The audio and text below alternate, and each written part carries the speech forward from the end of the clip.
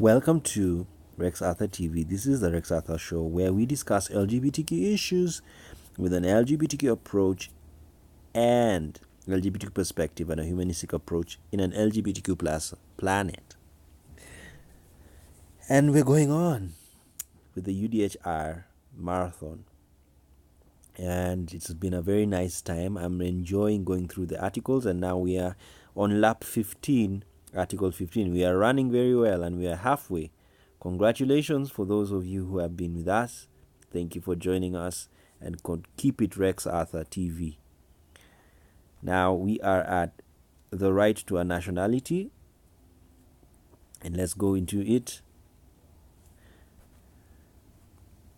Okay, I wish I read it.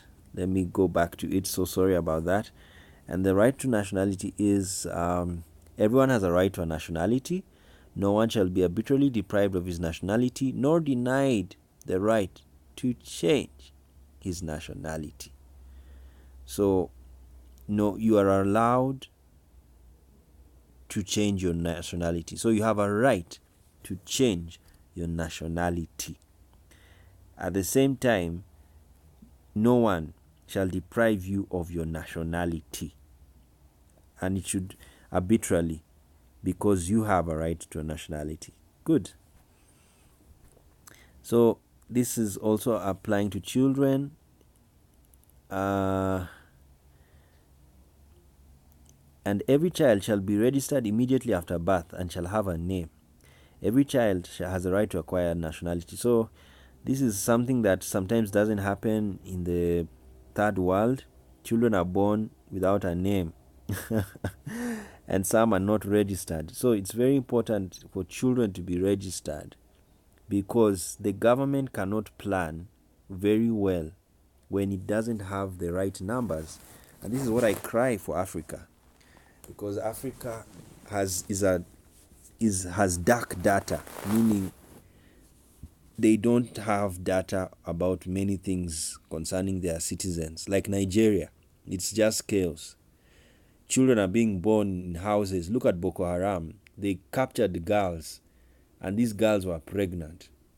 Some of them even gave birth with them. They have not registered the births of those children. So Nigeria, you go to the Bureau of Statistics of Nigeria, they don't even have data of how many children were born that week. So that's very sad, because if you don't even have data of children born in a week, what about in 2 years? And it's very important. You see, diseases affect these children. Many people have died in Nigeria. Nobody even knows how many people have died. You know, it's so chaotic. It's so sad. And I like data-driven economies, because when you have a data-driven economy, you will be able to plan the economy, because our economies are data-driven.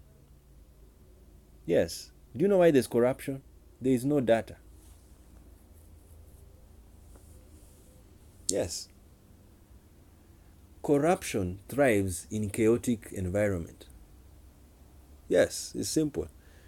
When there is chaos in the society, it is very easy to steal. Do you know why people steal during political protests, riots? It's because there is chaos. The police is chasing the protester, and then the other protester has gone into a shop and has stolen, instead of the police dividing themselves to go to the shop. You see, that's what happens. That's what happens when there are riots and there's civil unrest. Look at what has happened in France. The chaos has led people can go into shops, they steal, because there is chaos. So that's how corruption happens also. There is chaos in the ministry. They don't have data. They don't have matter. They are just there. They don't know what they are given. Billions of dollars or millions of dollars. They don't even know what that money is going to do. You see, it's sad.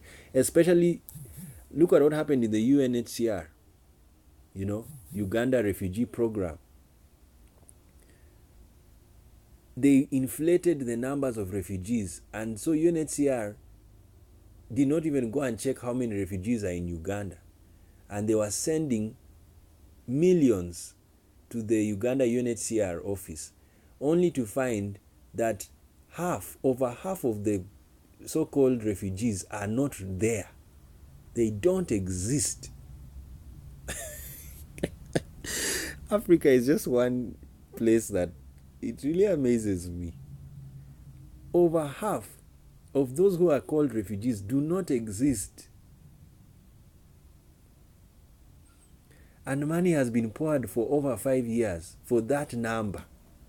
So you can imagine how rich people have become using non-existent persons, because the data is dark and it's not verifiable. So this is the problem. That's why you register children at birth, so that you can know how many people are in a country. Because when you know how many people you have in a country, you can plan. You can know how much money to spend. Can you imagine you're a parent and you don't know the number of children you have, but your co-parent tells you, oh, we have 20 children. Oh, we have 20 children. Okay, so how much money do I need to give you? Please give me 20 million naira.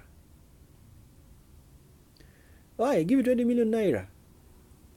Okay, yeah, for 20 children, 1 million naira each. But when you go to the house, this co-parent has lied, has killed 13 children, and is only left with 7 children. So you've given them 20 million naira, the co-parent, and they have killed 13 children. So they have made their money. And every time you'll be sending 20 million naira every time. But that you're sending, you thinking you're sending to 20 children, but you're sending to 7 children. You see? So the person is making a kill out of the fact that you do not know the data. And this is the problem of not registering children. Okay, so you see, registration of children falls under this right of nationality. And sorry about that. Each child of a migrant shall have a right to a name, registration of birth, and nationality. Yeah, so it is very important. You need to have a nationality, and that is got at birth. And if it's not got at birth, you can get it through naturalization. And also, you have to understand, there are some people who are stateless. They don't have a state. They also need to get a nationality. And they get it, of course, as I've told you, there are many ways of getting a nationality through registration. And that's how you get your nationality. All right, guys, thank you so much. We have reached halfway of the marathon, and we're going to do the next half mpola mpola, very slow but surely. Thank you so much for joining us.